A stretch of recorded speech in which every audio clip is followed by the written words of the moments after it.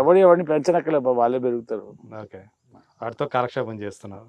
వాళ్ళు కాలక్షేపం, మనం కాలక్షేపం. వాళ్ళ టైం వాళ్ళది, మా టైం అంది. అంటే ఎందుకు ఈ రకమైన లైఫ్ స్టైల్ ఎంచుకున్నారు? ఎంచుకోలేదు, ఒకటి ఏదో ఒక అంటే టిపికల్ ఫ్యామిలీ సొసైటీ బేస్డ్ ఒక లైఫ్ స్ట్రక్చర్ అని ఒకటి ఉంటుంది. ఒక ఏజ్ దాకా చదువుకోవాలి, తర్వాత పెళ్లి చేసుకోవాలి, తర్వాత పిల్లలు పుట్టియాలి, దాని తర్వాత మనవరాలు. అది ఆల్మోస్ట్ అదే ప్యాటర్న్లో వెళ్ళిన వ్యక్తిని లైఫ్ అట్లా వర్కౌట్ కాల, నా నిర్ణయాలు నేను ఎంచుకున్న దారిలో అట్లా వర్కౌట్ కాల. వెళ్తూ వెళ్తూ ఒక స్టేజ్ వచ్చింది లైఫ్లో. ఇప్పుడు ఏంది 50 దాటింది, ఏది కావాలంటే ఏదో అరాచకం చేసి ఇల్లీగల్ పనులు ఏం చేయట్లేదు కదా. సొసైటీకి నచ్చకపోవచ్చు, సొసైటీ ఏమంటారు ఎన్ఫోర్స్ చేస్తారు కదా కొన్ని మారల్స్, అవన్నీ నేను పెద్ద పట్టించుకోను. నాకు ఏది మారల్ అనిపిస్తుంది చేస్తాను. కొన్ని రూల్స్ పెట్టుకుంటుంది, కొన్ని రెగ్యులేషన్స్ కూడా ఎందుకు పెట్టుకుంటారంటే వాళ్ళ మనసులో ఏవేవి చేయాలనుకుంటే చేయలేనప్పుడు ఫ్రస్ట్రేషన్ లో పక్క నుండి చేయకుండా చేస్తారు. అది మామూలుగా అయితే నువ్వు కూడా అలా స్టార్ట్ చేసిన వాడివే కదా లైఫ్ ని. ఎవరైనా అలాగే కదా స్టార్ట్ చేసి, భార్య తర్వాత 2 పిల్లలు కూడా ఉండరు కదా. తర్వాత అదే అంటారు కదా, అవన్నీ వర్కౌట్ కాల. సో ఇప్పుడు నాకు స్వేచ్ఛగా ఉండొచ్చు. ఓకే, నీకు ఫ్యామిలీ అంటే వైఫ్ అంటే దూరం అయిపోయింది, పిల్లలు కూడా మీరే దూరం చేసుకున్నారా లేకపోతే ఏంది? పిల్లలు నేను దూరం చేసుకుని దూరం అయ్యారు. పిల్లల్ని దూరం చేసుకోవడం ఏంటి పడాలి అంటే వాళ్ళు నువ్వు వాళ్ళ దగ్గరికి ఇప్పుడు ఏమంటారు, మీది తప్పు నేను చెప్పే అలవాటు లేదు నాకు. కొన్ని విషయాలు కొన్ని ఒక అలా జరిగిందంతే, దాంట్లో నా తప్పుంది, నాది కూడా తప్పు ఉంది. ఇప్పుడు ఎన్ని సంవత్సరాలు అయింది? నేను 2008 అండ్ 15 years అవుతుంది పిల్లలు దూరం అయ్యి. ఒకసారి వెళ్ళాను యూఎస్లో కలవడానికి, పెద్ద పాపను ఒకసారి చూసా. ఇద్దరు కూడా. సో బాగా ఇష్టం, ప్రాణం. I miss them a lot. But అంటే తర్వాత ఈ 15 ఏళ్ల కాలంలో వాళ్ళు నిన్ను చూడటానికి కానీ ఫస్ట్ ఇనిషియల్ కమ్యూనికేషన్ ఉండేది, మెల్లిమెల్లిగా కట్ అయిపోయింది టోటల్. ఇప్పుడు అసలు లేదు, అసలు జీరో. వాళ్ళు ఎలా ఉన్నారు ఇప్పుడు, వాళ్ళు ఎలా ఉన్నారు? మా ఫ్రెండ్స్ చెప్తా ఉంటారు, నేను కనుక్కుంటా ఉంటా ఎలా ఉన్నారా అని. మా క్లాస్మేట్స్ వాళ్ళందరూ యూఎస్లో ఉన్నారు కాబట్టి చెప్తా ఉంటారు. ఫోటోలు ఏమన్నా చూస్తుంటావా?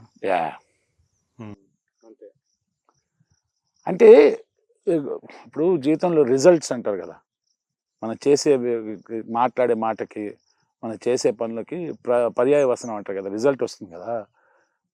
3 రకాలుగా వస్తుంది. ఒకటి, మీరు వేసిన ఎఫర్ట్కి తగ్గట్టు వస్తుంది.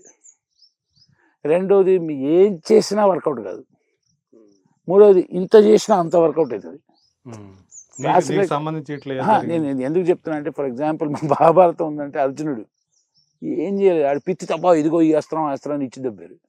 కర్ణుడు ఉన్నాడు, ఒక్క మిస్టేక్ చేయలేదు మంచి అనేసి కుమ్మారు. మూడోది నాలాంటి మామూలుగా. కానీ కొన్ని విషయాల్లో నాకు డిస్ప్రపోర్షనేట్గా వచ్చింది. నేను అంత పెద్ద తప్పు చేయలేదు నా పిల్లలు నాకు దూరం కావడానికి. వాళ్ళు అంత దూరం పెట్టిన తర్వాత నేను 2 సార్లు 3 సార్లు 10 సార్లు అడుగుతా, దాంట్లో నువ్వు ఉంటే ఇది లేకపోతే దెబ్బే అంట కదా. ఎవరైనా అంటారో నేనైతే అనేస్తా, if you are dear to me then it is also important that I'm dear to you. అంతేగాని నేను జీవితకాలం సాక్రిఫైస్ అంత లేదు, దొబ్బే. ఒక పాయింట్ ఆఫ్ ఎంత భరించాలబ్బా ఎవడైనా. నేను చేసిన తప్పుకి శిక్ష. ఇప్పుడు బాగా రాజ్యాంగబద్ధంగా నేను తప్పు చేస్తే నేను జైల్లో వేస్తారు. కానీ నేనేమంటా అంటే జైల్లో శిక్ష అనుభవించి బయటకు వచ్చిన తర్వాత మళ్ళీ రీసెట్ అయిపోవాలి, అంతా జీరోకి రావాలి. నువ్వు జైలు నుంచి వచ్చావు, జైలు నుంచి దొబ్బొద్దాడు. అది ఉంటుంది. ఒక మగాడికి అంటే ఇమీడియట్లీ వాడు అన్నెసరీగా తీసుకోవాలి కదా. ఒక సొసైటీకి వద్దా ఒక సునకానందం, వికృత ఆనందం, ఆడి దొబ్బించుకున్నాడు అని. ఏం పెద్దగా it doesn't such these things don't matter in life. Simple అబ్బా, నా మనసులో ఉన్న మాట, నా ఆలోచన నేను వ్యక్తపరుస్తాను. ఇఫ్ ఎవరైనా డిస్టర్బ్ అయ్యారనుకో, డిస్టర్బ్ అయ్యి వాళ్ళు వచ్చి మొత్తుకుంటే వాళ్ళు నా మనుషులే కాదు. ఎందుకంటే నా మనుషులు అంటే అర్థం చేసుకొని వీలైతే నన్ను మందలించేట వాళ్ళే ఉంటారు కానీ మొత్తుకోరు కదా. అలా ఉన్న బ్యాచ్ హూ కేర్స్ మ్యాన్. ఉండారా నీ వాళ్ళు అనుకున్న వాళ్ళు? ఉన్నారు 4-5 ఉన్నారు. నా కరుణాకర్ నా తమ్ముడు లేడా, క్రిష్ ఉన్నాడు, బంగారుకొండ హీరో, ఆ సినిమా first production hero Kalyan Chakravarthy, Krish అని పెట్టే పేరు. ఉన్నారు 3-4 మంచి వాళ్ళు ఉన్నారు. సో వాళ్ళు అంతే. అంటే మళ్ళీ తర్వాత అలాంటి ఫ్యామిలీ అయితే ఐ గాట్ మ్యారీడ్ అగైన్. అది వర్కౌట్ అవ్వాలా. సో 2 times మ్యారేజ్ అయింది, వర్కౌట్ అవ్వాలా. కరెక్ట్గా చెప్పాలంటే ఇదే క్రికెట్లో ఆడితే ఆన్ హ్యాట్రిక్ అంటారు. నాకు ఆ ధైర్యం సరిపోలే. సో నౌ డేస్ ఇప్పుడు ఏం చేస్తానంటే మ్యారేజ్ కాకుండా కలయికలు ఉన్నాయి. మనం పాస్ట్ నుంచి మనం నేర్చుకోవాల్సింది ఒక కవిత రూపంలో, టెక్స్ట్ బుక్ రూపంలో కాదు. హాస్పిటల్ లేదని వదులుకుంటే అయిపోయిందిగా, హూ కేర్స్. కానీ ఏదో ఒక పాయింట్ ఆఫ్ టైంలో మనకు ఒక తోడు ఉంటే కంపానియన్. అయ్యో, I feel very strongly about that. కానీ వాళ్ళు వచ్చిపోతుంటే బాగుండదు అనిపిస్తుంది. పర్మనెంట్గా పార్కింగ్ చేస్తే కష్టం. అలాంటిది ఎస్పెషలీ ఎందుకు నేను ఏమంటున్నా అంటే, ఎస్పెషలీ ఒక మగాడు ఉన్నాడంటే ఆడల్ని తక్కువ చేసి మాట్లాడడం నాకు ఇంట్రెస్టే లేదు. నేను నా మగాళ్ళ పాయింట్ ఆఫ్ వ్యూ, అది నా పాయింట్ ఆఫ్ వ్యూ నేను చెప్పుకుంటున్నా. ఒక్కసారి బాధపడ్డాడు, రెండోసారి బాధపడ్డ తర్వాత ఏమవుతుందంటే, ఎవరు జెన్యున్గా ఎవరైనా ప్రేమ అందించడానికి వచ్చినా కూడా నమ్మకం కుదరట్లా, ఓకే, అనుమానమే. ఇప్పుడు నువ్వు ఏదైతే ఫీల్డ్లో ఉండవో, సినిమా ఫీల్డ్లో ఎంతో మంది తగులుతూ ఉంటారు కదా. బట్ సినిమా ఫీల్డ్లో తగలడం, బయట కూడా తగులుతారు. బయట ఇంకా దరిద్రం, మా సినిమా ఫీల్డ్ చాలా గొప్ప. సినిమా ఫీల్డ్లో ఆర్టిస్ట్ అట్లీస్ట్ వాళ్ళకి ఒక పంతరం వచ్చబ్బా గౌరవిస్తాను. బయట సగం మంది బేవర్సే కదా.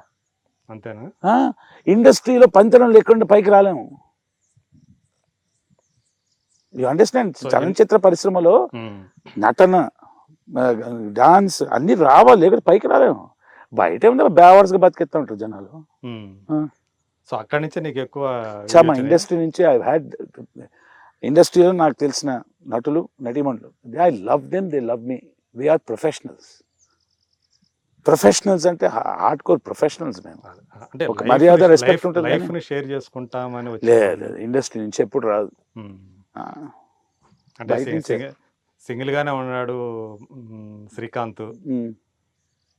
సో నేను ఇష్టపడేవాడు ఉండొచ్చు కదా. ఉంటారు, చాలా మంది ఇష్టపడతారు. నేను ఇష్టపడేవాడు ఉంటావు, ఏది నువ్వు ఇష్టపడేవాడు కూడా ఉంటారు. ఉంటారు. అదే ఎప్పుడు వాళ్ళతోటి ఇలాంటి ప్రపోజల్స్ ఎప్పుడు? అదే అంటున్నా కదా, హార్డ్ కోర్ ప్రొఫెషనల్స్ కదా ఆర్టిస్టులు మోస్ట్లీ. ఇవన్నీ పెంటలు ఉండవు, టీవీ సీరియల్ ఉండవు మన జీవితంలో, సినిమాల్లో కదా. సరే, మొన్న విజయవాడ వెళ్ళి ఒక బాంబు పేల్చావు, భూమ్ అని ఒకటి ఏదో బీరుది. ఓకే, ఆ వీడియో ఎట్లా అయిపోయిందంటే అసలు నువ్వు దాంట్లో ఒక ఎమోషనల్ గా ఏమైపోతాను, అసలు ఏం జరుగుతుంది, అది నిజంగా మరి ఇట్లా సంచలనం సృష్టించడం కాబట్టి వీడియో చూసి నవ్వాలి తప్ప ఏం లేదు దాంట్లో. ఎడిట్ చేయకపోతే నేను ఒక మాట చెప్తా, కానీ ఎడిట్ చేయకూడదు. చెప్పు. అట్లా నేను ఒక వీడియో మా బావలు ఏమో మాకు మంది ఏదైనా దొరుకుతుందా అని అడిగా. ఇక్కడ కష్టం, మనకు మీకు నచ్చిన బ్రాండ్ దొరకకపోవచ్చు. ఎవరంది? ఫ్రెండ్స్. దాంట్లో బీర్ ఉంది, ఏమో హార్బుల్ ఉంటుంది, ఏదో రకరకాల ఒపీనియన్స్. కొందరు అంటే అట్లా ఏం లేదన్నా, మామూలుగానే ఉంటుంది, తాగచ్చు అన్న అన్నారు. సో పోయి అది తెచ్చుకున్నప్పుడు అక్కడ ఒకడు అన్నాడు, ఇది వద్దు సార్ మంచిది కాదని ఎవడో అన్నాడు. నీకు ఎందుకైనా తాగుతామని తెచ్చుకున్నాం, ప్రశాంతంగా ఉంది. తెచ్చుకుని ఓపెన్ చేయగానే టాపిక్ వెళ్తుంది కదా, జోక్స్ అయితే ఇది తాగుతుంది అయిపోతుంది అని నవ్వుకొని వీడియో చేశాను. అంతే. అంటే ఏమని ధైర్యం చేస్తున్నాను, అది ఓవర్ యాక్షన్ చేస్తున్నాను అందరికి తెలుసు. నేను ఓవర్ యాక్షనే చేస్తానండి, బాధ్యత గల పౌరుడిని. కానీ ఇవాళ నా డిప్రెషన్ పిక్చర్లో చిన్న విషయం చేశాను. విజయవాడలో ఉన్నా కాబట్టి బీర్ తెచ్చుకున్నానండి. మామూలు బీర్ కాదు అది. మా ఇంట్లోకి చెప్పాలా, మిత్రులకు చెప్పాలా, మీ అందరికి చెప్తున్నా.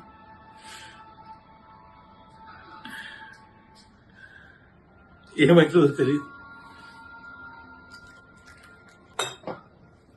చేసండి, గుర్తుపెట్టుకోండి, నన్ను మర్చిపోవద్దే. ఇట్లు శ్రీకాంత్ గారు పేరు మార్చుకున్నా కదా, శ్రీకాంత్ భారత్. సో అట్లా తాగేట్లా చేసిన తర్వాత అందరు నవ్వుతున్నాం, మేము నవ్వుకుంటున్నాం. ఒకడన్నాడు, నువ్వు మా పార్టీని ఎందుకు అన్నావురా ఈ మాట, మా గవర్నమెంట్ని ఎందుకు అన్నావు, మా ప్రభుత్వాన్ని ఎందుకు అన్నావు మాట, నువ్వు బెజవాడకు వచ్చి నువ్వు మందు తాగు. నేను శ్రీకాంత్ భారత్ అనే వ్యక్తి ఒక ఫన్నీ ఒక వీడియో చేస్తే అది పాలిటిక్సా? నాకు అవన్నీ కూడా బాధ. అరే నువ్వు కొంచెం ఏదో హట్ అయ్యేమో, నాకు ఎందుకు హట్ అయ్యో కూడా అర్థం కాల.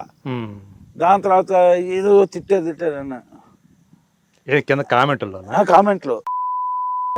కామెంట్లు అనే ట్రోలర్స్ అనే వాళ్ళు ఎక్కడైనా ఉంటారు. అది అవును కదా, అదే అంటున్నా బా. ట్రోలర్స్ అంటే ఏంటి చెప్తాను.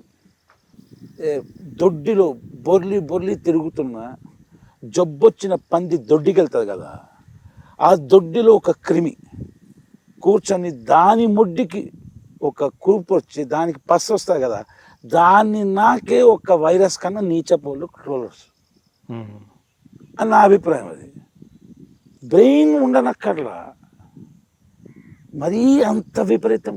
ఏమని నేను ఒక జోక్ వేసా అంతే. వాళ్ళు అలా ఉంటే నేను అన్న పాయింట్కి నవ్వుకోను. ఇప్పుడు ఫర్ ఎగ్జాంపుల్ బ్రదర్, సాయంత్రం 6 o'clock మణికొండ నుంచి కుక్కట్పల్లి వెళ్తే ట్రాఫిక్ ఎలా ఉంటుంది?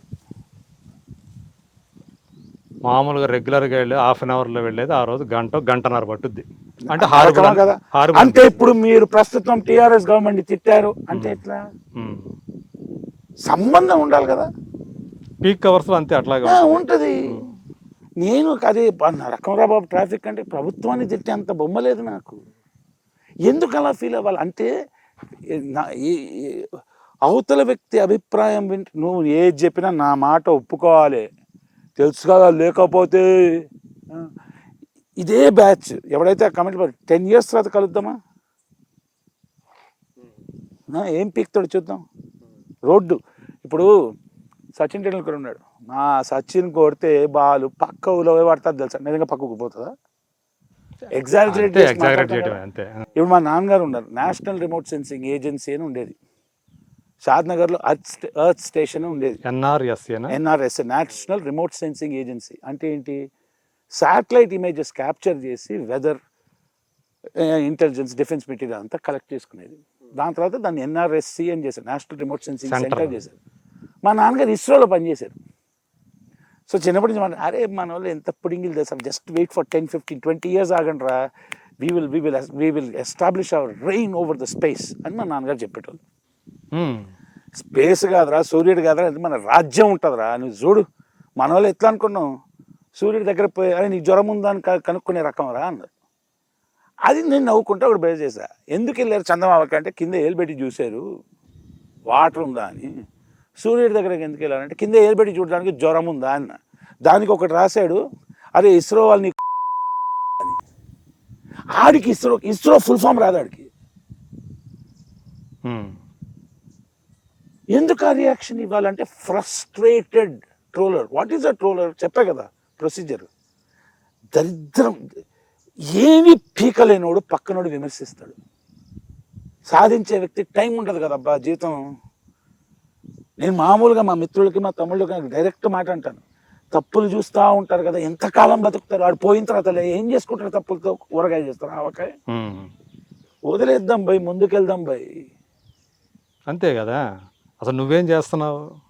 నేను అవతల వ్యక్తి గురించి ఒకడేదో కమెంట్, నీకు ఎవడైనా మాట్లాడతాడు, అది మీరు మాత్రం అలాగే మాట్లాడండి, ఎదగొద్దు, అలా దరిద్రంగానే ఉండాలి.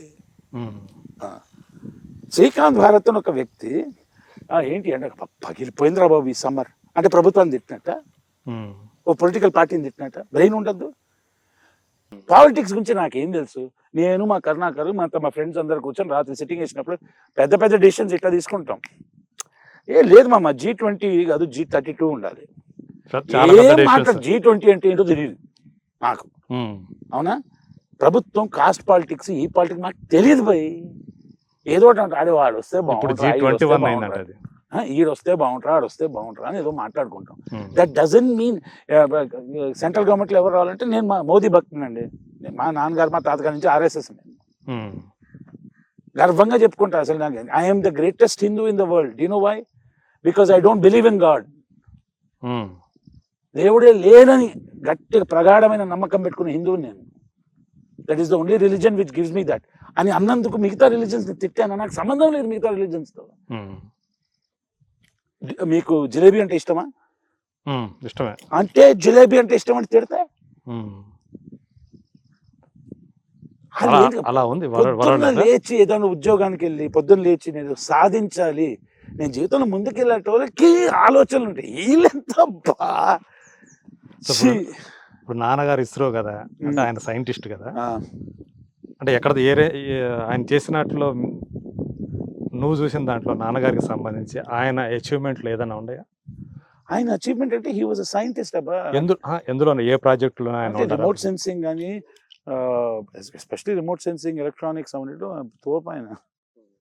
అంటే ఆయన రిటైర్ అప్పుడు 94, అప్పుడు నా వయసు 22.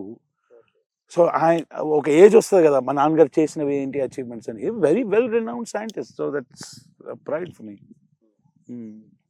సో నాన్నగారికి సంబంధించినటువంటి ఆయన ఆసక్తులు, ఆయన అభిరుచులు అట్లాంటివి ఏమి?